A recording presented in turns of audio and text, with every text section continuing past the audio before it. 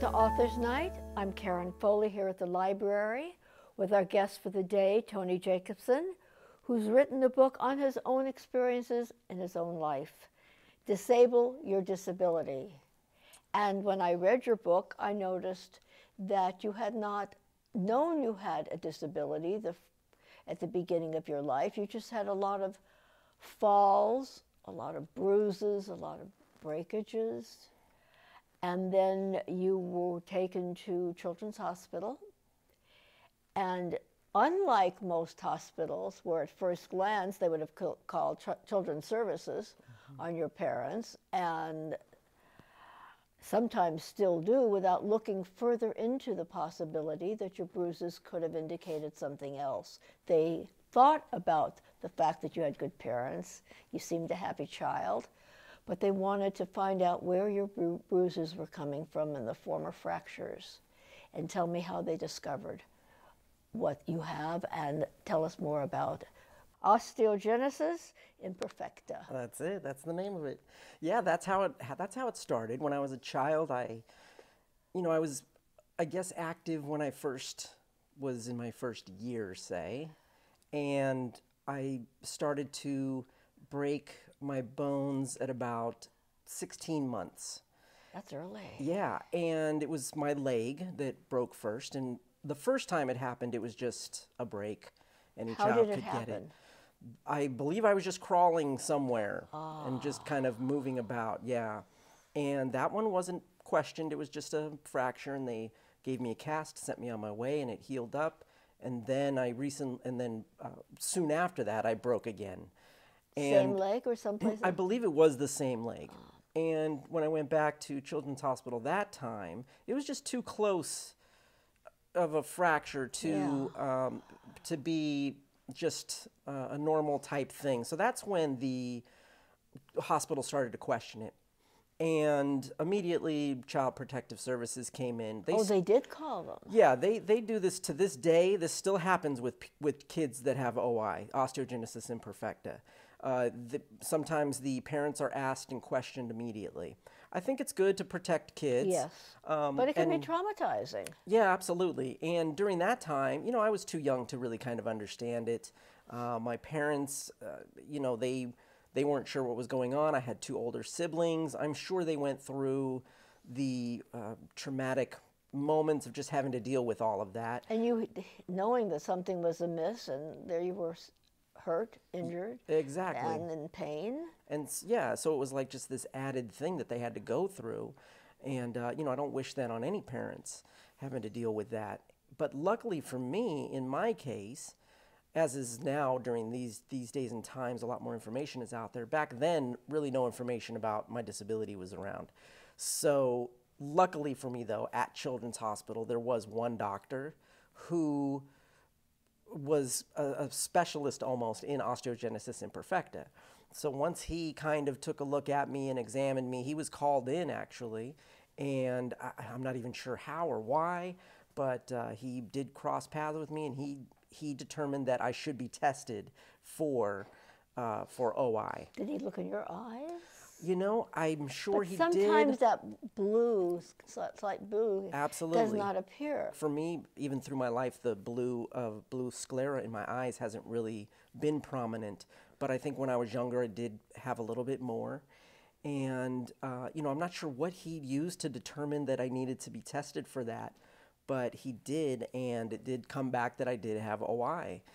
And the type that I have is type 1. Very fortunate. And yeah, and it's pretty much a spontaneous mutation. Neither of my parents have it.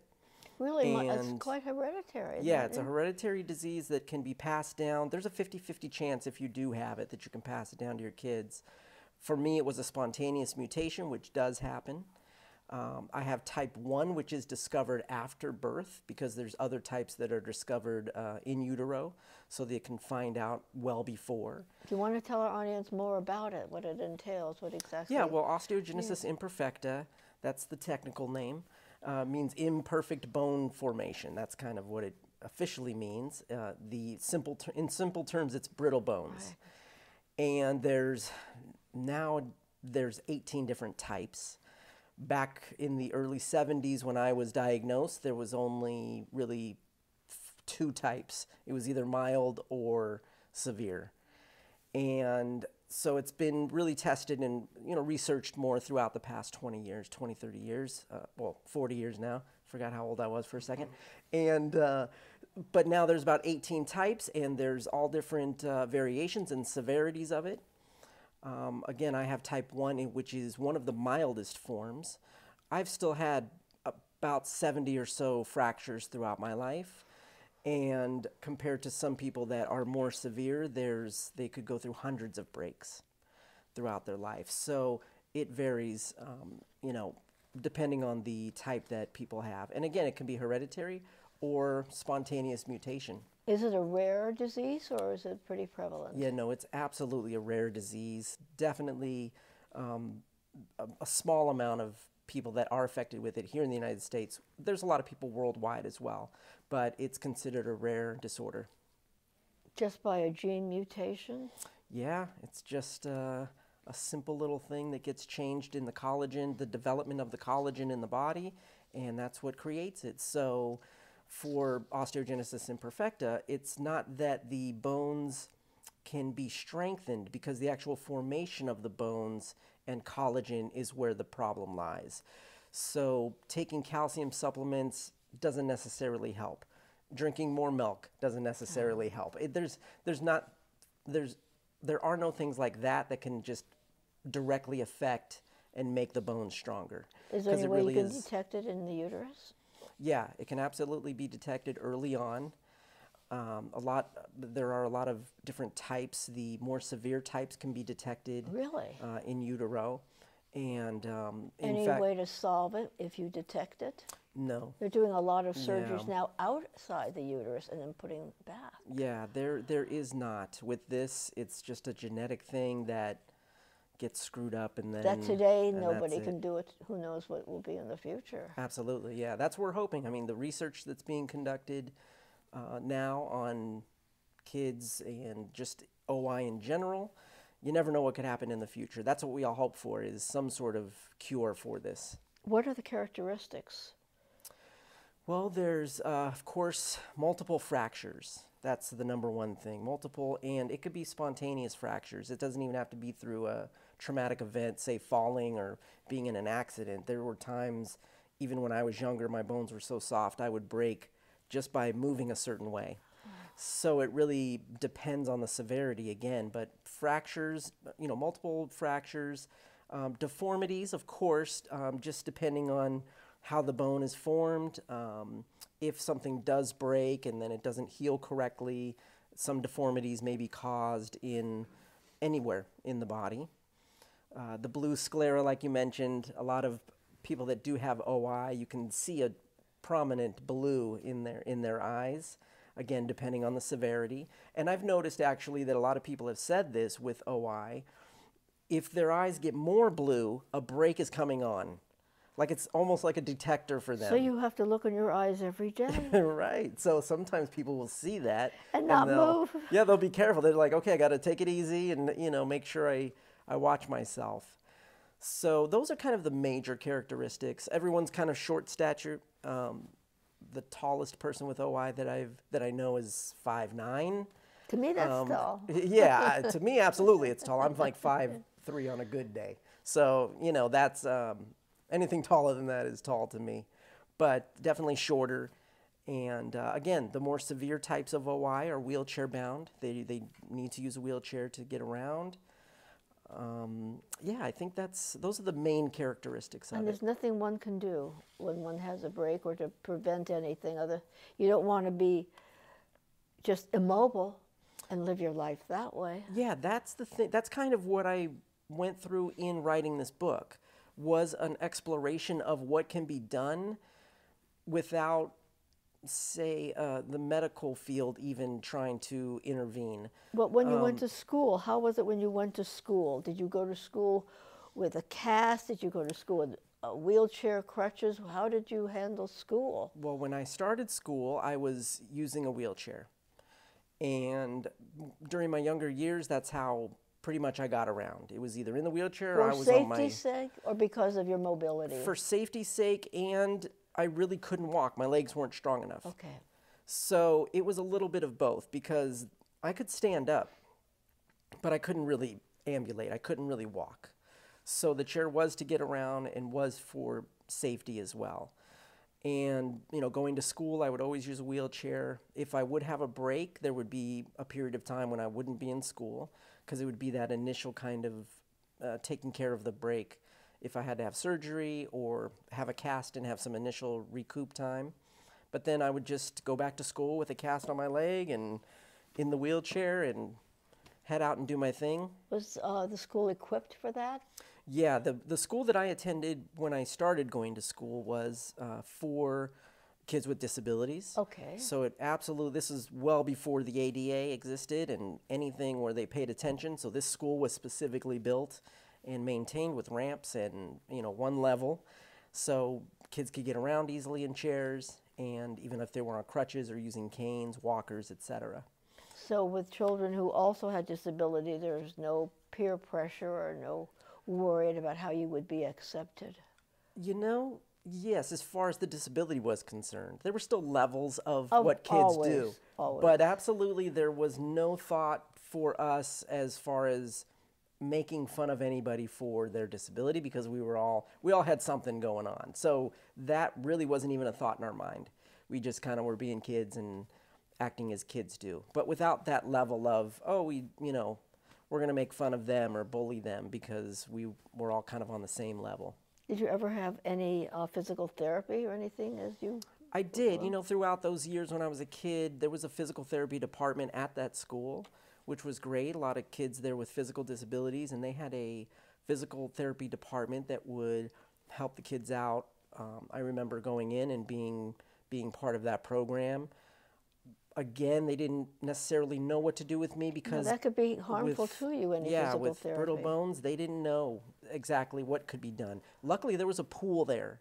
They had an indoor swimming pool, and I remember being taken into the pool and being taken through some water therapy, which is great for anybody with OI. So that was something that I remember being part of when I was younger. But for the most part, I really didn't do much of the physical therapy, just because, again, we didn't know, what could be done. Was it at a regular school day, full length and everything else? Yeah, regular school day.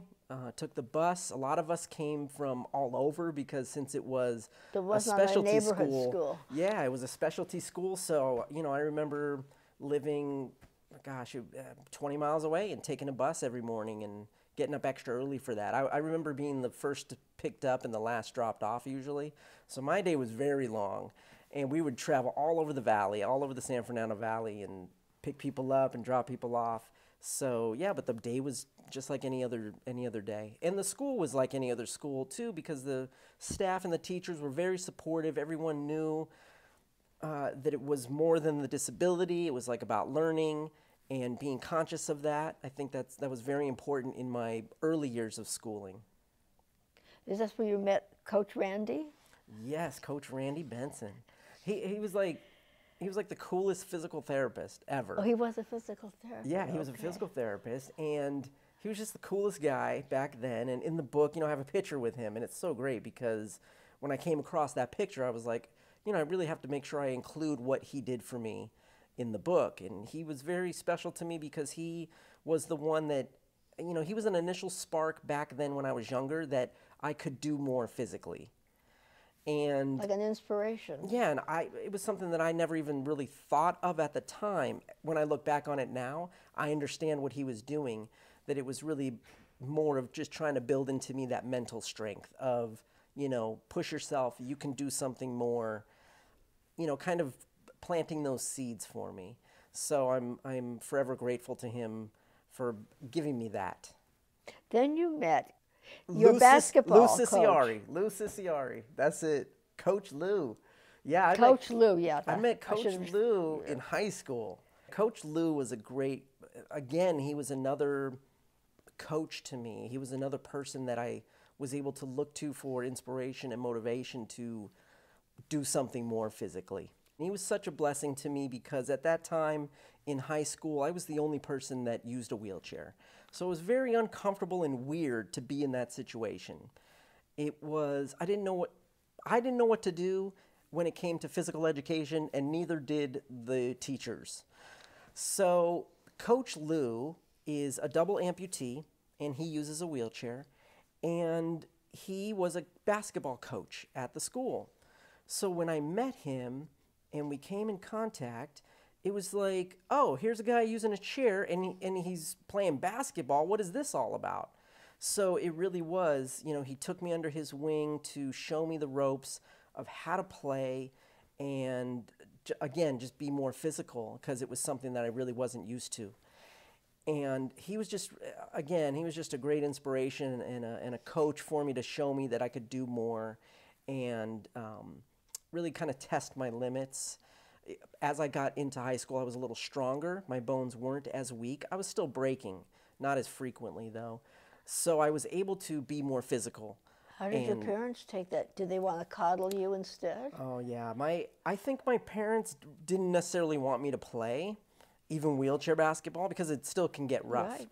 And I know that there was a little trepidation there, my mom especially, but luckily by that time, my stepdad at the time, he was more willing to let me try things.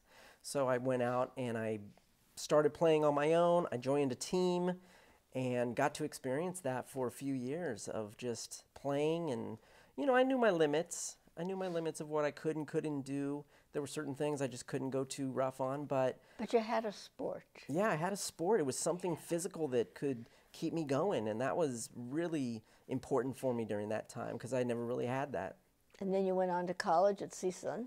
Yeah, went to CSUN, and by that time, I was out of the chair and walking on crutches. Well, tell me about your very first unassisted steps. Gosh, when did that happen? That happened, let's see. Well, I started using crutches during my senior year of high school. So that was, getting on the crutches was still a big step because I was out of the chair. Made you more mobile. And I was get around easier. Yeah, exactly. And doing it at school was so important for me just to feel a little more normal, quote unquote. I have a tough time saying that, but just feeling more accepted and feeling more like I could blend in. And then when I went to college, I was still on the crutches. And, a few years into college, I had another major fracture on my leg. I forget which one it was at that time. And at that point, there had been a fracture many years before that where I have steel rods in my legs. I've got steel rods in my ankle. Yeah, so they go down each of these bones and each of these bones, my femurs and my tibias. Oh. And one of them was bent significantly for many years. I just didn't get it fixed during my kind of early 20s. But then, when I was 24, I remember I had a break and I went into the hospital and my doctor was saying, it's just time to fix this. We're going to fix this. We're going to do it all and just get you, get this leg straightened out. So I went into surgery and he straightened that leg out and put a new pin in. And that's when it happened. That's when I came out of that surgery like I had never come out of a surgery before. It was, I woke up. I didn't have a cast on my leg, which was the first surprise. The next surprise, the doctor came in the day after I had surgery, I think, and he said, okay, it's time to stand up. And this was...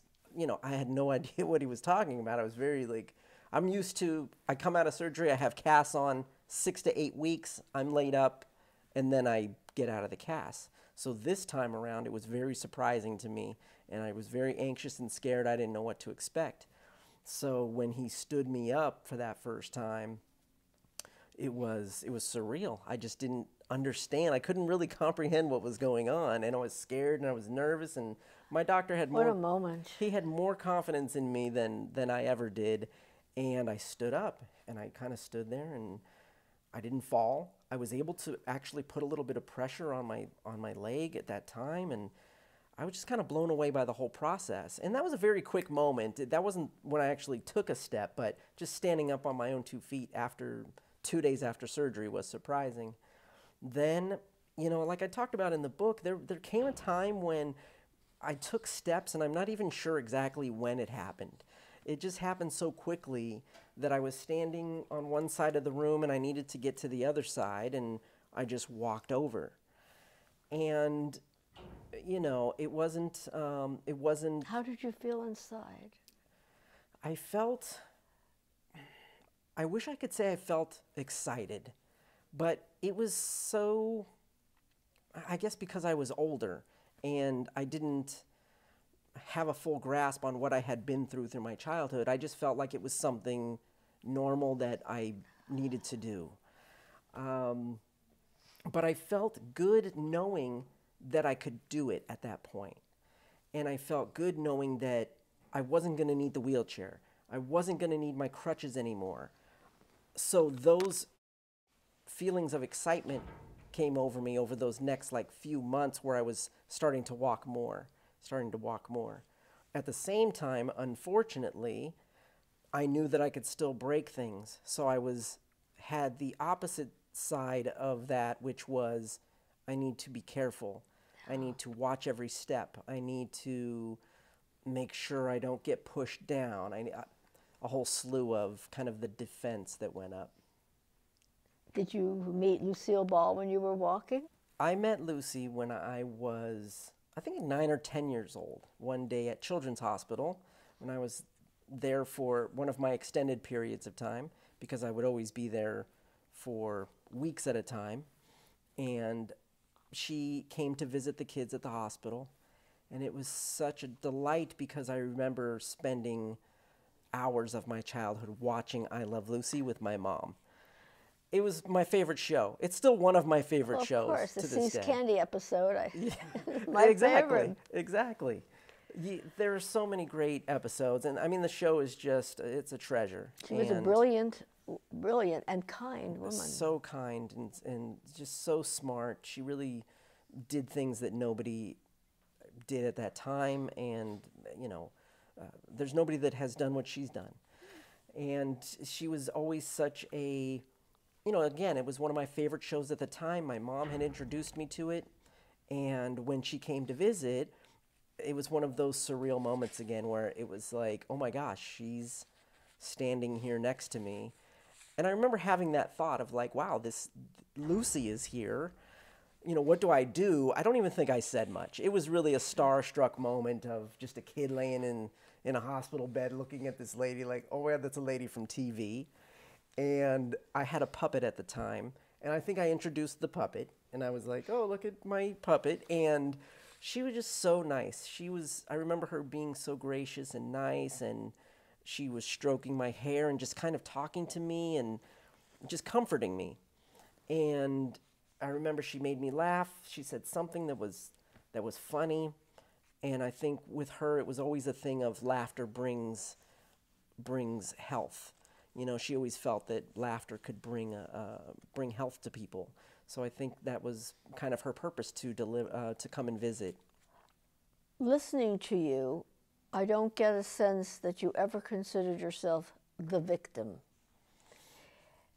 Maybe every now and again, but you didn't become your disability. Absolutely not. Yeah, I think that you didn't blame others. You didn't blame fate. No. You became more physical, and at a certain point, you decided to help others. Yeah, I think for myself, I didn't ever view myself as a victim to my disability. For me, it was more of denying that I had a disability. And I think those are two different sets of people that have disabilities. There's some that are just victims to it, that'll just let it control them. And then there's others who just kind of deny what's going on. And I was in that group of people. Look what you've done. It was helpful, but I still felt that it hindered my living my life to its fullest potential. And I feel that once I truly was able to embrace my disability was when everything really changed for me. Now, you started, before you wrote, you became an advocate and into healthy lifestyle. What prompted you to go in that direction? Well, for me, like I said, once I started walking, I became even more aware of being careful of my situation. And that was kind of an unfortunate thing because that left me in a state of not being physical again. Through my 20s and 30s, I was very inactive. I tried my best not to be physical because I didn't want to break anything. I felt lucky to be able to walk, so I didn't want to mess with that. And unfortunately, it just led me down a path of living an unhealthy lifestyle. So when I was coming up on my 40th birthday, I was in terrible shape. I was always in pain, and it had to do with not my disability specifically or directly. It also had to do with just my unhealthy lifestyle. But my disability had something to do with it. It was still kind of part of it because I had all this mental stuff happening because of the disability that I didn't even realize. So once I got to a point, a breaking point, which was a visit to my doctor, he took an EKG and told me I might have had a small heart attack. That was my breaking point. And that was when I was 42. And that's when it really kind of shifted in my mind of like, you know what, I have to do something here. I'm not going out with a heart attack like that, especially at this age. So I really, at that point, it was like, okay, I need to get healthy. I need to eat better. I need to work out. But I've got this disability that tells me, don't push yourself. Don't do anything physical. You're going to break something. Did you have a family at that time? I did. I had my wife and That's very scary. and my kids, and I just knew, I'm like, I need to stay around. I can't let this be the end for me. So it was very much like I had to dig deep and go into not only what, say, any average person would go into, saying getting into a healthy regimen. I also had the back end of the disability dealing with that, trying to tell me, don't be physical, don't do anything. So what did you change? I changed everything. I went in head first. I dove into working out and eating better. And then really I started really self-improvement, self-development, working on my issues as far as what I thought about my disability. And I think that was the main switch that I was able to flip, the thoughts that I had around what my disability meant. And so when I talk about denying it, like I always was saying, I don't have a disability, but I was dealing with the consequences of it. At this point, I had to embrace it and say, okay, what's my disability all about? And how can I take control of it as opposed to it controlling me? And so I was able to really mentally, psychologically, emotionally break through a lot of barriers. At the same time, breaking through physical barriers of working out, going to the gym, eating better, and physically getting stronger through that process and realizing, I'm not breaking any bones. I'm actually okay if I push myself to, push heavier weights or start to run, which was a huge accomplishment for me. So there was this two sides of doing the physical transformation as well as the psychological, mental, emotional transformation that was all what the disability was about. And then that's how, going through that whole process made me realize that what I've gone through, I can share with others to help them. And how did you share with others? That was through the book. And that was through really, I started to tell the story. As I was going through it, I would tell my trainer, I would go into the gym and he's like, hey, what's up, man? How you doing today? I'm like, man, I'm just here disabling my disability. And he was like, that's great, disable your disability. I'm like, yes, exactly, disable my disability. So I just started, that thought just stuck with me. And so as I was going through my transformation and telling the story and telling other people and they were seeing what was going on with me, I just started sharing more and more of like, yeah, this is where I came from and this is what I'm doing now. And, people would see it. People without disabilities were inspired. They would say, man, if he can do it, I can do it. And then more people with disabilities were seeing me and saying, man, if he can do it, I can do it. So it was like a double level for me to be able to help as many people as possible. And then I was like, I have to write a book about this because that'll just kind of encapsulate everything for me. So what would you call yourself, a trainer, a life coach? You know, it's For really, all of those things. it really has transformed into a bigger coach, like almost a life coaching. You know, I do have my certification as a personal trainer, but that's, you know, that's just kind of setting up a workout for somebody, giving them nutrition advice.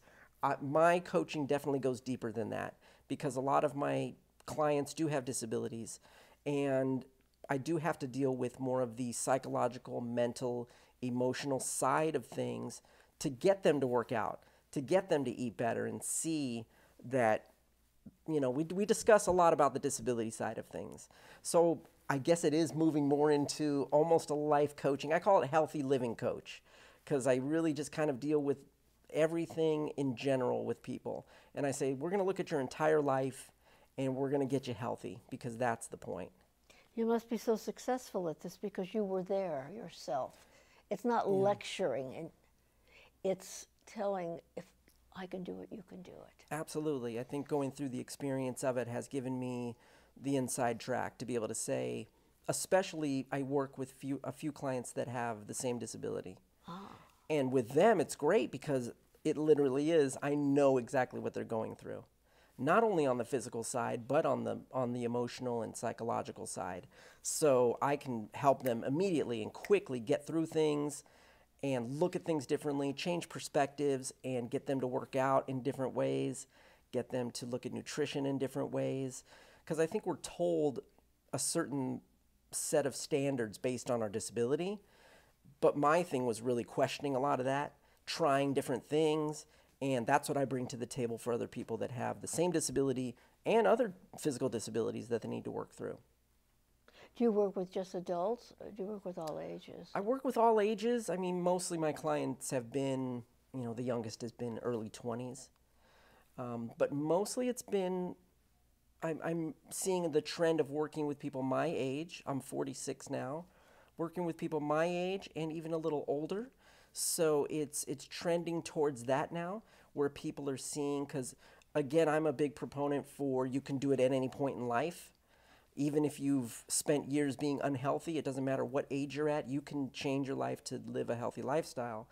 And, you know, I constantly talk about that. So a lot of my clients that have come to me have been older in age, and they're like, yeah, it's time to make a change. It's time to do something different. But the way that I go about it is very technical and, what's the word I'm looking for? It's very specific because, you know, I want to make sure that we do it the right way. I call it proper fitness, and that's like really making sure that we're doing it in the right way. We're not just going to make you do a bunch of exercises that don't make sense for you. It's very functional. It's very real life type stuff. So that's, yeah, most of my clients are around that. Must be very satisfying for you as well. I love it. I love it. I love being able to see people get happy. And, you know, that's the end result of all of this. You know, we go through physical changes, we go through psychological changes, mental changes, emotional things, and the end result is being happy. If you're happy every day and you feel good and you can do things physically in your life that you couldn't before, that's my goal for my clients. Your family must be extremely proud of you. I hope so, yeah.